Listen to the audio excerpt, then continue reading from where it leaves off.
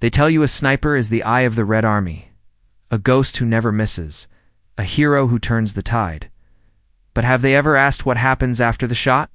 When the propaganda poster peels away and you're left alone with the number you just erased? When the winter wind freezes the sweat inside your gloves and the scope fog becomes the only horizon you know? Tonight, you'll learn why you would regret being a Soviet sniper in World War II. No grand opening, no rising anthem, just the sound of your own heart, counting down to an order you can't refuse. Asterisk, you're 19, maybe 20.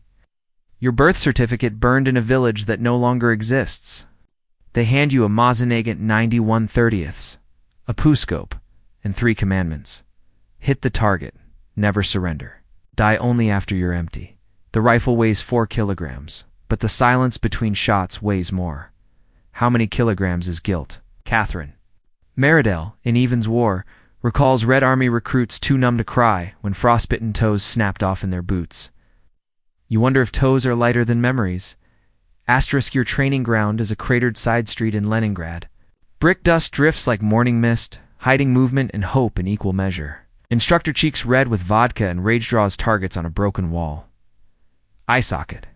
Adam's apple. Gap between helmet and collar. He doesn't bother.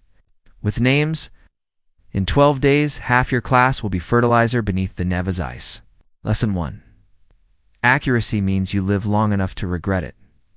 Asterisk, the moment arrives before you're ready. A Wehrmacht scout appears, a gray coat, steam rising from his breath. Your finger hesitates. Ask yourself, is hesitation mercy or treason? Fire. Sound cracks the stillness like bone. He doesn't fall right away. He staggers, confused, staring in your direction as if etiquette demands introductions.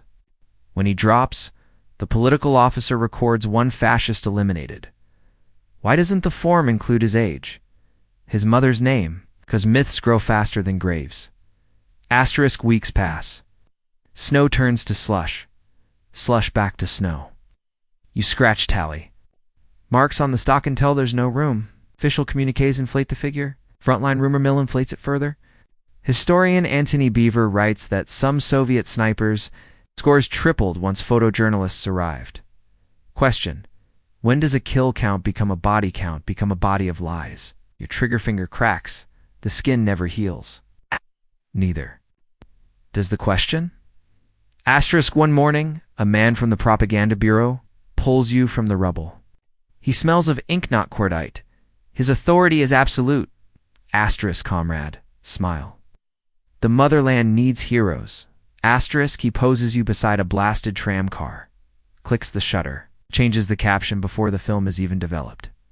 Vasily Zaitsev's. Air nails his 200th Nazi.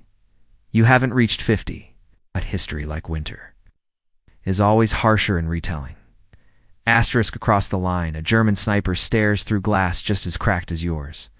He writes in his diary, captured later by Red Army archivists, the Russian ghosts move like shadows. God forgive me for admiring their patience. Asterisk, patience or paralysis. What's the Russian word for those who wait to be forgiven? February 1943. Your sector shifts south of Stalingrad's grain elevator. A fresh lieutenant uniform still crisp orders you to change nests every shot. You refuse. The angle is perfect. He threatens you with Article 123, cowardice in the face of the enemy. Punishable by firing squad. You move. New perch. New line of fire straight into Soviet artillery coordinates. Shell lands 30 meters short. Shrapnel whistles past. A fragment lodges in the lieutenant's throat. Command blames German counter battery. You write nothing in your logbook that night. Asterisk. They pair you with Katya, a girl from Rostov who can thread a bullet through a keyhole. She jokes about sausage, curses like a Cossack, shoots straighter than myth. You try not to learn her story. Attachment is the enemy's co-conspirator. March 3rd, dawn. Her joke dies mid-sentence. A single German round through the collarbone, out the lung. You watch the steam of her last breath crystallize on broken tile. You whisper the only prayer. You know, may no one remember this wrong. The commissar later lists her under glorious sacrifice, misspells her surname. Pass. Glory mutates faster than grief. Asterisk rations arrive frozen to the tins. You hack them open with your bayonet. Metal tastes like iron filings on your tongue. In Leningrad diary, Tanya Savicheva wrote, Genya, he died.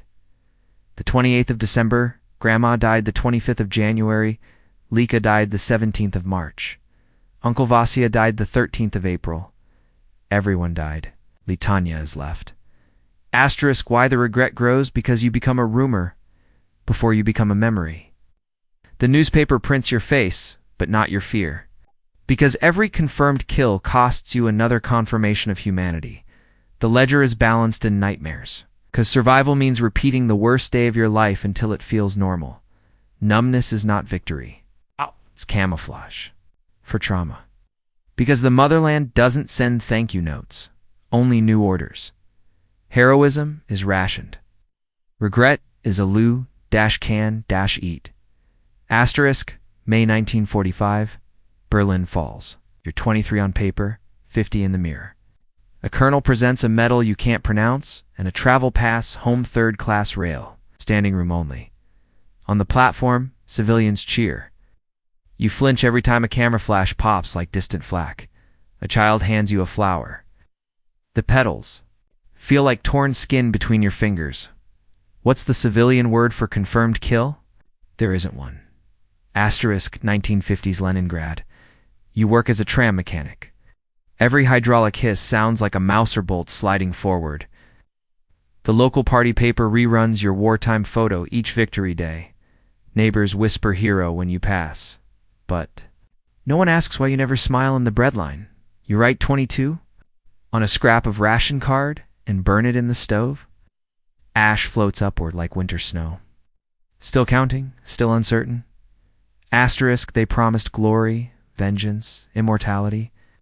What they delivered was silence, revision, regret.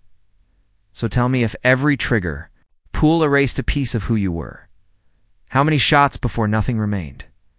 The answer isn't in the archives. It's in the cold click of a bolt sliding home, echoing long after the last shell casing cools.